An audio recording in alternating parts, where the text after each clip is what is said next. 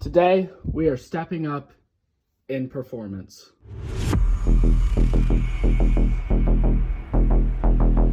Hey guys, what's going on? It's Chamber here, and today we have the RTX 4090 finally here. It was delayed by 2 days. If you're making content, you're a tech YouTuber, you should probably pay for fast shipping. It's probably something I should have done, but this is the 4090 gigabyte gaming OC. Gaming, because we're gamers. This is literally the only 4090 I could get. It was $100 over MSRP. It has a faster boost clock, but I don't actually care about that at all.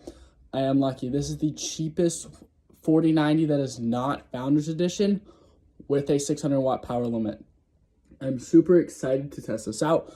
So without even waiting or anything, first of all, let's just open it up. Before I open it up though, I want to say a huge thank you to all of my supporters. So first of all, anyone that's purchased my service, you are the reason I'm able to afford this. Also my amazing supporters, Nostalgic, Fragility, both of those in the Discord. They're amazing people. Anyone also who's just active in the Discord, huge shout out to you guys. If you guys are wanting to support me and make sure that I can afford hardware like this, because I cannot do this without you guys, make sure you click the link down below and join my Patreon. It just means so much to me, guys, and thank you guys for allowing me to buy this hardware on day one and make a review about it. So now let's actually unbox it. Now I am a little mad because there's no tape, which means I can't do the fun cutting part, but you know, let's just open it up, and now let's get this card out of here. Oh yeah, let's see what we got. So first of all, we have this pamphlet, which gigabyte. You could have at least aligned the text, but anyways. Okay, so what do we have in here? We have warranty info, 4-year warranty, cool. If that means, hopefully I can take it apart. Just some paper stuff. I don't know how to read. I only know FPS. So now here's what we have. So we have the support bracket. This looks like the one that connects to the PCI Express. And then this one, I have no idea. It doesn't really matter. I might not use it. And then some screws. Oh, this is to set up the support bracket, which is cool. Now, we had the GPU, obviously, but here we have the 12-pin power. Oh, I actually take it out. So this is the 12-pin power adapter to 4x8-pin. This is, so all 600-watt GPUs will have this out of the box, which is nice. I only have 3 because I have a 1,000-watt power supply, so I guess we're also going to see if this actually will work with, and I still get the full power limit with 1,000 watt with only 3 8-pins. But now let's take the GPU out and unbox it. All right, so here we are. So let's just start off by breaking the seal. The gigabyte qualifier. Why is it a caution? Is it because the FPS is so high? It better be, because you know, we go in for at least 300 FPS at 4K, even though I don't have a 4K monitor. I actually don't even have 4K in this house. That's interesting. All right, let's see. So now that we've got this open, now let's take the card out. Okay, this is a massive GPU. This is actually insane. I'm very shocked. First of all, let's just do a little check. No, Gigabyte, you did bad. It is not connected by the I/O shield there.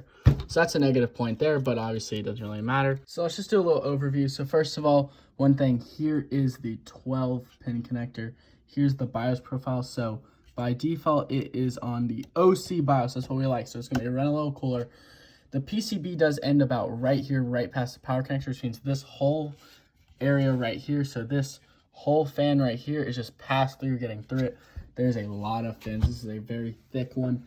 It's about, I'm going to say that's about probably maybe a little 4-slot, maybe a little smaller, but it's very good. Backplate here, warranty sticker. We don't like those. I mean, you could just buy one off AliExpress and get it. All the screws. This is a pretty big backplate.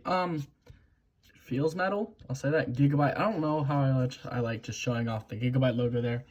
GeForce RTX, but there is a good amount of RGB here, and you know, for the gamer, that's all that matters. This fan moves the opposite way. These are actually very big fans. They made sure that you could use the whole area, especially on this side, which is very good. Good job, Gigabyte. Now, I want to compare it to the 6900 XT in size and the 2080 Ti. Now, this is what I like to call the tower of the fastest generation of graphics cards. So we have from 2018 the 2080 Ti, from 2020 the 6900 XT OC formula. Yes, it's faster than 3090 Ti. And then from 2022, we have the RTX 4090. Now, one thing you may or may not notice, is this actually has the smallest PCB. This one has the largest, and this one is the middle. This has the smallest, which means this has the most amount of cooling. This also is an insanely longer than a 6900 XT OC formula, which is already a massive card, but it is a little bit wider, which actually worries me about the LAN cool too. We'll see very soon about it fitting. But this looks like a tiny GPU. This looks like a 1050 Ti, like something, or 1030 compared to this. Literally, it's insane. But now it's time to plug the GPU in. It is in. I will say this. I'm going to have to route this cable through the back over there because I cannot get the gloss on like this. Dude, it's literally hanging out. But this is actually, so this is the LAN Cool 2 mesh in case you guys are interested. I have the AAO as far back into the case as possible and it still fits. You can barely fit a fingernail there, I'm gonna be honest. It is so close, dude. So now I think it's just time to fire it up. The 4090 is now set up. So what I did actually was I loaded up MSI Afterburner, just maxed out the core voltage, maxed out the power limit, even set fan speed at auto. It's running at the OC BIOS that I have. My fan's running at about the lowest fan speed possible, about 800 RPM. So when doing this, the clock speed stayed at about, let me just show it to you guys. It was going to about, oh, let me find it real quick. Once I find it, it is, oh, core clock here. So it was staying at about 2850, 2835 during the test. Power draw was around about 500 watts in GT2, about 450 in GT1. So it was actually very good. That's about the same power draw as the 6900 XT that I have. But the graphics score was 38,541. Now, the highest score I ever got in a 6900 XT, this is with unofficial scores, so like disabling tessellation stuff, was about 25,500 one time. If I compare this score, now this is not overclocked to be honest, 51.1% increase. That is honestly insane. Now I tested this with Time Spy, which is known to favor RDNA 2, so 6900 XTs, and I'm comparing this with a stock 4090. 51% higher, and this is also a 1440p test. Showing these results means that 1440p is going to be significantly faster. 1080p will probably not be that higher. Wait for my benchmark videos. So very soon I'm going to be having a video out soon comparing the 2080 Ti, the 6900 XT, and the 4090 in games, 1080p and 1440p, also with some benchmarks as well for you guys. So if you guys are excited to see that, these GPUs will be maxed out, no power limits, max overclock. So if you're excited, hit that subscribe button, like, all that stuff. I'll have a stream out very soon. We'll be streaming probably Friday, be overclocking the 4090, just getting the max out of it. So if you guys are excited, just make sure you subscribe, do all that stuff, check out on the channel, join the Discord, follow me on my other socials, and I'll see you guys later. Peace.